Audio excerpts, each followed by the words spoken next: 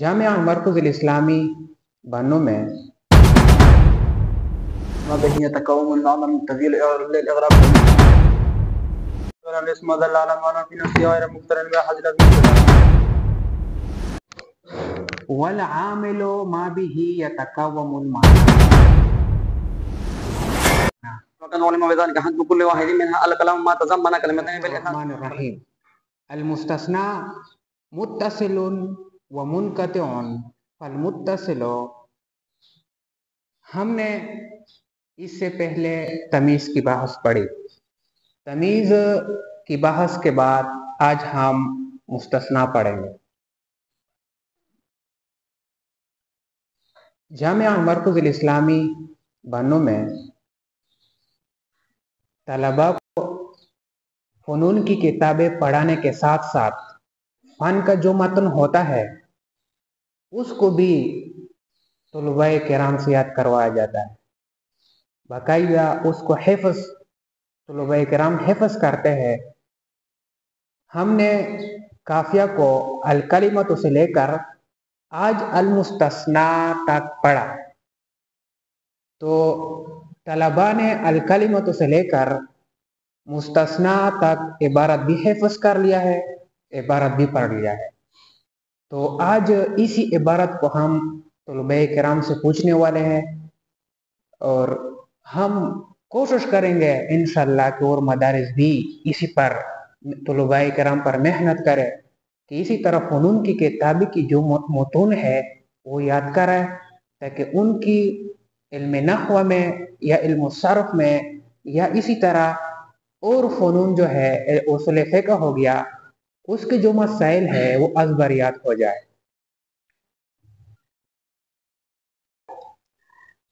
اچھا کھڑے ہو جائے. والعامل ما به يتكون المعنى. والعامل ما به يتكون من معظم تذييل للإغراق فالمفرد المصرف والجمع المكسر المصرف بالضمة رفعا والفتح نصبا والكسرة جرا جمع المؤنث السالم بالضمة والكسرة غير المنصرف بالضمة والفتح أبوك وأخوك وحموك وهنوك وأخوك وجمال مضافة إلى غير المتكلم بالواو والألف والياء. اچھا. وما فيه عالمية مؤثرة. وما فيه عالمية مؤثرة إذا نكر صرف لما تبين من أنها لا تجامع مؤثرة إلا ما هي شرط فيه إلا العدل ووزن الفعل وهما متصادن فلا يكون. المرفوعات هو ما اشتمل. المرفوعات هو ما اشتمل على علم الفاعلية فمنه الفاعل وهو وصل إليه وشبه مقدم عليه على جهة قيامه به مثل قام زيد وزيد قائم وابوه هو الاصل ان يلي مفعول ما لم يسمى فاعله. مفعول ما لم يسمى فاعله كل مفعول حذف فاعله اقيمه مقامه وشرطه ان تغير صيغه الفعل لا فعل او يفعل ولا يلقى المفعول ثاني من باب علمت وثلاث من باب علمت والمفعول له والمفعول معه كذلك واذا ولد المفعول به. وقد يحذف المبتدا لقيام قرينه جوازا. وقد يحذف المبتدا لقيام قرينه جوازا كقول المستهل الهلال والله والخبر جوازا مثل خرجت فاذا سبق ووجوبا فيما ألتزم فيما وجده غيره مثل لولا زيد لكان كذا ومثل ضرب زيدا قائما. وتوابع المنادى. وتوابع المنادى المبني المفرد من التأكيد وصفة عطف البيان والموصوف بحرفنا الممتنع والدخول عليه ترفع على لفظه تنصب على محله والخليل في الموصوف يختار رفع أبو عمرو النصب وأبو العباس إن كان كالحسن كالخليل وإلا فأبي عمرو والمضافة تنصب والبدل والموصوف غير ما ذكر حكمه. الكلام ما تضمن كلمتين. الكلام ما تضمن كلمتين بالاسناد ولا يتأتى ذلك الا في اسمين واسمنا فعلا الاسم دل على معنى في نفسه غير مقترن باحد الاسماء ثلاثه من خواص ذكور الرمي والجر والتنوين والاضافه الاسناد اليه المعرب والمبني فالمعرب المركب الذي لم يشبه مبني الاصل وحكمه يختلف اخر باختلاف الامن او دون تقديرا الاعراب مختلف. غير المنصرف غير المنصرف ما فيه اللتان من تسنه واحده من تكون مقام مؤيد وصف تاليف معرفه وجود ثم جمع ثم تركيب ونون زادت من قبلها الف موظف فعل وهذا القول تكريم مثل عمر واحمر وطلحه وزينب ابراهيم وسجد ماضي كرب عمران واحمد وحكم ولا تنوين ويجوز صرف الظرف. وإذا تنازع الفعلان وإذا تنازع الفعلان ظاهرا بعضهما فقد يكون في الفاعلية مثل ضربني وأكرم زيدا، في المفعولية مثل ضربت زيدا مثل ضربت وأكرمت زيدا، في الفاعلية المفعول مختلفين فيختار البصريون إما الثاني والكوفيون الأول، وإن أمرت الثاني أضمرت الفاعل في الأول على في ظاهر حتى خلاف الكسر وجاز خلاف فالرأي. المبتدأ والخبر والمبتدأ الاسم مجرد والنوامي لو جزء المسند لا صفة الواحد بعد حرف النفي ألف الاستفهام رافعة لظاهر مثل زيد قائم ما قائم زيدان وقائم زيدان فإن بقت مفردا جاز الأمران.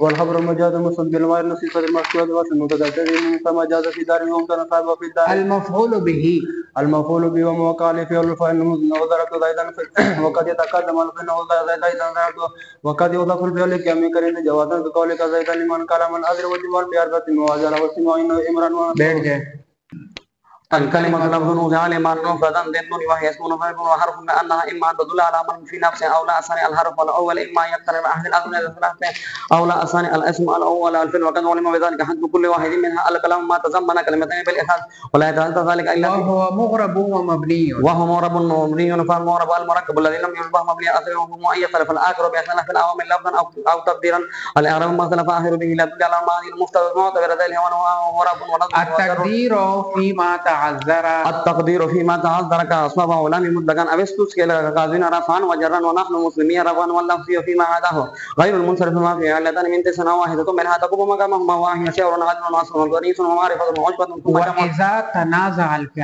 تنازع الفعلان ظاهرا بعضهما فجن يكون في الفاعلية مثل ضربني وأكرمني زيد وفي المفعولية مثل ضربت وأكرمت زيدا وفي الفاعلية والمفعولية مختلفين فيختار البصريون إعمال الثاني والكوفيون الأول فإن أعملت ثاني أضمت الفاعل في صالح على وفق ظاهر دون وقد يكون المبتدأ نكرة إذا تخصصت بوجه ما مثل والعبد مؤمن خير من مشرك ورجل في الدار أو امرأة وأحد خير منك وشر أحر ذنب. المنصوبات هو اشتمل على عالم المفعول فمنه المفعول مطلق هو اسم ما فعله فاعل في المذكور بمعناه وقد يكون للتأكيد مثل جلست جلوسا وجلسة فالأول لا يصنع ولا يجمع بخلاف أخويه.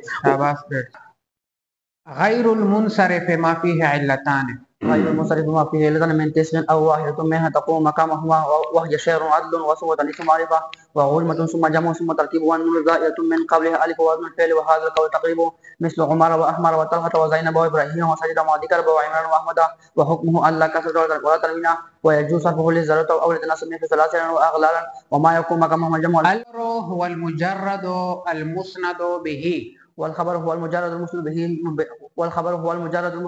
به المغاير لصفة المذكورة وأصل المبتدأ المغاير لصفة المذكورة وأصل المبتدأ ومن ثم جاز في ذلك زيد وامتنع صاحبها في الدار وقد يكون المبتدأ نكرة إذا تخصص بوجه ما مثله. الإعراب ما اختلف آخره به ليدل على المعاني المعتبرة عليه وأنواعه رفع ونصب وجر فالرفع علم الفاعلية والنصب علم المفعولية والجر علم الإضافة والعامل ما به يتقوم المعنى المقتضي للإعراب فالمفرد المنصرف والجمع المكسر المنصرف. غير المنصرف ما فيه علتان من تسع أو واحدة منها وما تقوم مقامهما وهي عدل وصف وتانيث ومعرفة وعجمة وجمع ثم تركيب والنون زائدة من قبلها ألف ووزن فعل فالعدل خروجه عن صيغة الأصلية تحقيقا كثلاثه ومثلثه أخر وجمع تقديرا كعمر وباب كطعم في تميم. الألف والنون إن كانت في اسم فشرطه العالمية كعمران أو صفة فاندفاع فعلانة وكيل وجود مفعول ما لم يسمى فاعله كل مفعول حذف فاعله وأقيمه مقامه وشرطه أن تغير صيغة الفعل إلى فعل أو يفعل ولا يقع المفعول الثاني من باب علمته والثالث من باب علمته والمفعول هو المفعول ما هو كذلك. والعامل ما به يتقوم المعنى تزيل الإغراق فالمفرد المنصرف وجمع قسم المنصرف وبزامة رفعنا بالفتح نصبا وبالكسرة الجن غير المنصرف بزامة والفتح أبوك وأخوك وأمك ونوك ثم مضافة إلى غير المتكلم بالألف والواو والياء. فالعدل خروج عن صيغة الأصلية كتحقيقا كثلاثة وتقديرا كأمراء وباب كتام في تميم الوقت. العجمة شرط أن تكون في العجمة أن تكون علمية على أن تكون علامية في الغنيمة أو فالعدل خروجه فالعدل خروج عن صيغة أصلية تحقيقا كثلاثة ومثلاثة أخرى وجمع أو تقديرا كعمر بابا كتمام في تميم النبوة. شاباش. الكلمة لفظ وزع. الكلمة لفظ وزع لمعنى مفردان ضد وهي اسم وفعل وحرف لأنه من تدل على معنى في نفس غير الممكن بأحد الأزمنة الثلاثة الأولى. الثاني الاسم الثاني الحرف الأول إما يكون بأحد الأزمنة الثلاثة. الثاني الاسم الأول فلقد قلنا بذلك حد كل واحد من الكلام الثاني. الاسم ما دل على معنى في نفس غير الممكن بأحد الأزمنة الثلاثة منها الدخول اللام والجر والتنوين والإجابة. فالمفرد المنصرف جمع قسم منصرف بجمع تلفون الخفض وحكمه أن لا كسرة ولا تنوين يجوز صرف الإزالة والتنصير. مثل ثلاثة وعلى ما يكون مقامها الجمع والتأنيث. عباد بيرد المركب الذي فالمعرب المركب الذي لم يشبه مبني الأصل حكمه يختلف آخره باختلاف العوامل لازم تقديرا الإعراب ما اختلف آخره به لا يدل على معنى المعتبرة عليه وهو رفع ونصب جر فالرفع علم الفاعلية والنصب علم المفعولية والجر علم الإضافة والعامل ما به يتكون المعاني المقتضية للإعراب فالمفرد. التأنيث بالتاء شرطه. التأنيث بالتاء شرطها العلمية والمعنوية كذلك وشرط تحقق تأثيرها زيادة على الثلاث وتحرك الأسئلة العلمية فعيد يجوز صرف وزينب وسكر وما هو جر ممتنع فإن سمى بمذكر. وما فيه علمية مؤثرة. وما فيه علمية مؤثرة إذا نكر في كلمات بين من أن لا تجمع مؤثرة إلا ما هي شرط فيه إلا العدل. وزن الفعل هما متضادان فلا يكون معها إلا ما في ذلك. وإذا تنازع الفعلان ظاهرا بعدهما فقد يكون في الفاعلية مثل ضربني وأكرمني زيد وفي المفعولية مثل ضربت وأكرمت زيدا وفي الفاعلية والمفعولية مختلفين فيختار البسرين أو مرة ثانية والكفين الأول فينا مرة الثانية المرة الفاعلة في الأول على وفق الدار دون حذف المبتدأ والخبر. المبتدأ والخبر هو المصدر المجرد وعن العوامل التي تسند عليها صفة الوقت بعد حرف النفي أو ألف الاستفهام رابطة للظاهر مثل زيد قائم وقائم زيدا وما قائم زيدا فإن طبق فإن جد الأمران.